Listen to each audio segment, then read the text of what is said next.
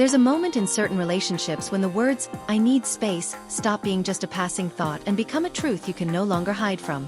At first, you might ignore it, convincing yourself you're overreacting, that you just need a good night's sleep or a weekend to recharge.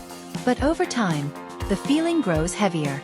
It's that quiet, almost invisible suffocation, the kind that doesn't come from cruelty or conflict, but from too much closeness.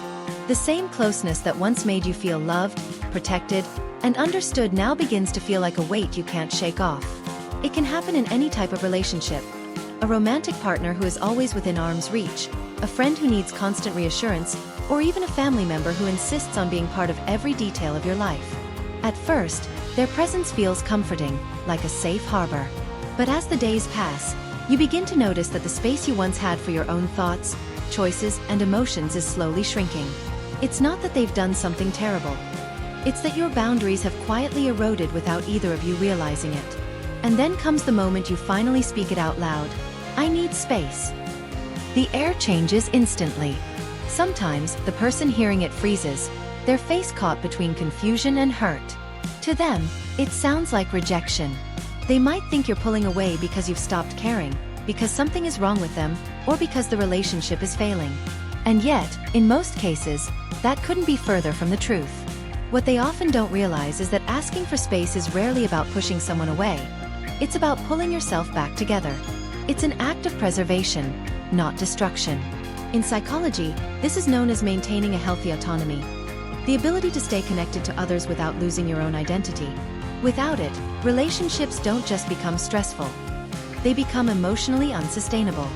Humans are wired for connection, but we are also wired for individuality. Too much connection without room for independence can create a subtle form of emotional burnout. When the lines between you and another person blur too much, you stop hearing your own voice. Your thoughts are influenced, sometimes dictated, by their moods, their needs, their opinions. And when that happens, you can lose the ability to recognize where you end and they begin. Saying, "I need space," is like hitting the reset button. It's not a sign that you're giving up. It's a sign that you're choosing to protect the health of the relationship by protecting your own mental and emotional well-being. It's stepping back so you can see the connection more clearly. It's breathing without feeling monitored. It's rediscovering the person you were before the relationship began. Not because you want to go back to that version forever, but because you need to reconnect with it to move forward in a balanced way. Think of it like pruning a plant. If a plant grows too tangled and dense, it can stop receiving the sunlight and air it needs to thrive. Cutting back some branches isn't about killing it. It's about keeping it alive, healthy, and capable of growing stronger. Relationships are no different. A little space allows both people to grow individually so they can come back together in a healthier, more vibrant way. The truth is, the healthiest connections aren't the ones where two people cling to each other endlessly. They're the ones where both people can step away, recharge, and still feel secure in the bond they share. Space is not the enemy of love or trust. It's often the thing that keeps them alive. The first thing that happens when you declare your need for space is rarely calm acceptance. More often, it's an emotional ripple, sometimes a tidal wave, from the other person. They might panic, misreading "I need space" as "I'm leaving you," or "I don't love you anymore." In their fear, they may cling tighter, initiate constant conversations, or attempt to fix everything immediately before you drift too far. This reaction isn't always about you. It's about them. It stems from deep-rooted fears. Fear of abandonment, fear of losing control over the relationship, and fear that the emotional anchor they've depended on is slipping away. These fears are primal and, in some cases, tied to past wounds they haven't fully healed from. But here's the important truth. A healthy relationship can not only survive space, it can thrive because of it.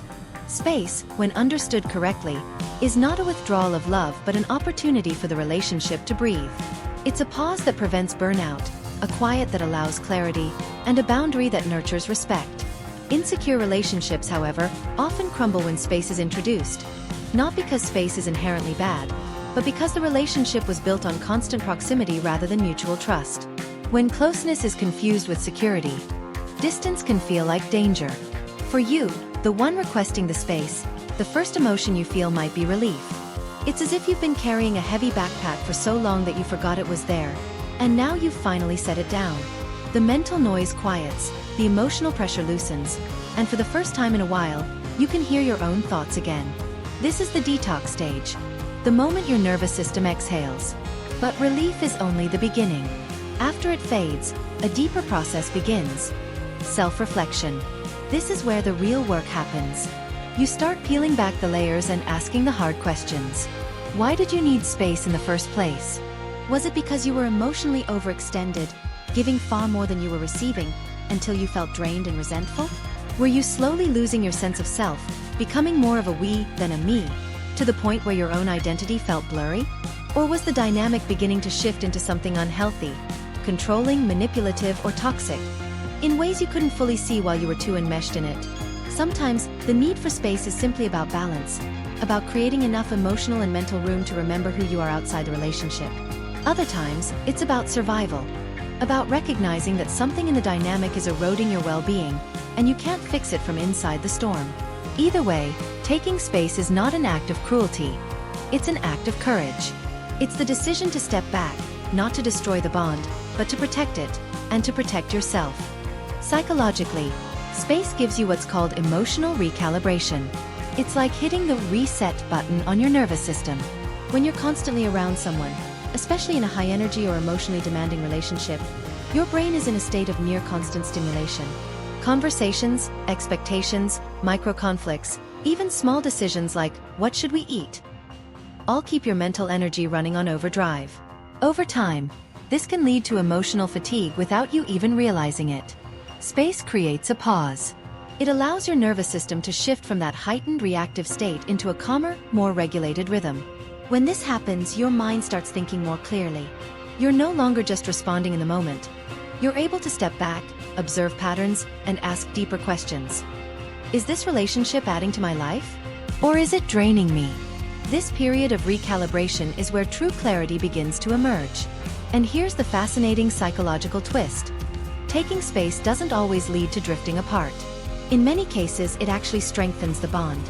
Sometimes, when you step away, you realize you miss the other person deeply. Not because you're dependent on them, but because you genuinely value who they are.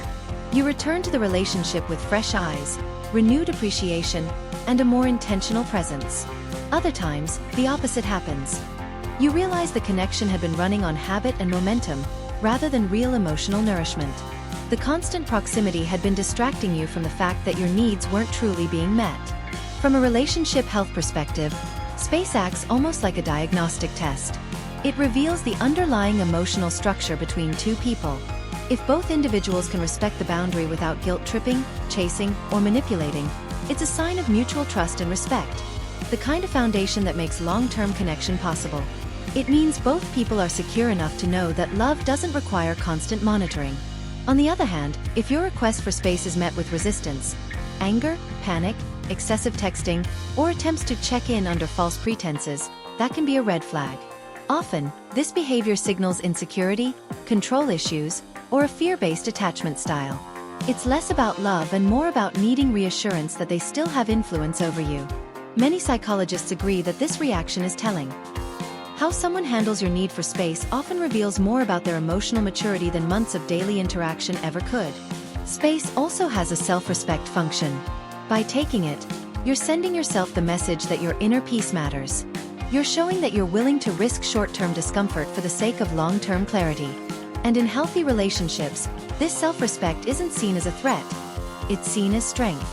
It's what allows two people to come back together with even more understanding and depth, rather than clinging to each other out of fear of being alone. In short, space isn't about distance. It's about perspective. It's a tool for emotional recalibration, a mirror for the true health of a relationship, and a reminder that love grows best when it's given room to breathe. And there's another layer. How you use the space matters more than most people realize. Space, by itself, doesn't automatically heal anything. If you fill it with avoidance, endless scrolling, or numbing distractions, you're not actually moving forward. You're just pressing pause on the pain without ever dealing with it. Time will pass, yes, but without intentional effort, the same unresolved feelings will be waiting for you when you return. But if you choose to fill that space with genuine self-care, quiet self-discovery, and raw, unfiltered reflection, something different happens. You begin to hear your own thoughts without the noise of someone else's voice influencing them. You start to notice your emotional triggers, your patterns, and even the needs you've been burying under busyness or compromise. That's when the space stops being a mere break. It becomes a fertile ground for growth. You heal pieces of yourself you didn't know were wounded. You begin to recognize where your boundaries truly lie, not where you've been told they should be. And here's the beautiful part. When you finally return from that space, whether it's after a few days, weeks, or even months, you come back with a different kind of energy. You're not just showing up out of habit, obligation, or the fear of being alone. You're showing up because you've consciously decided this connection, or your own solitude, is what serves you best. That clarity changes everything. Conversations become more honest. Decisions feel lighter. You stop playing emotional tug-of-war because you finally know which side you're standing on. This is why "I need space" isn't a breakup line, and it's certainly not selfishness. It's one of the bravest things you can say, because it means you care enough about yourself and the relationship to pause before you break. It's the courage to step back far enough to see the whole picture, not just the moment of conflict. And more often than not, it's in that quiet pause, when the world isn't pulling at you and emotions aren't clouding your vision, that the truth emerges, the truth you've been avoiding, denying, or drowning out all along. Sometimes that truth will pull you back toward the person with a deeper sense of love and commitment. Sometimes it will set you free. Either way, the space will have done its job. It will have given you the chance to choose your life, instead of simply living it on autopilot.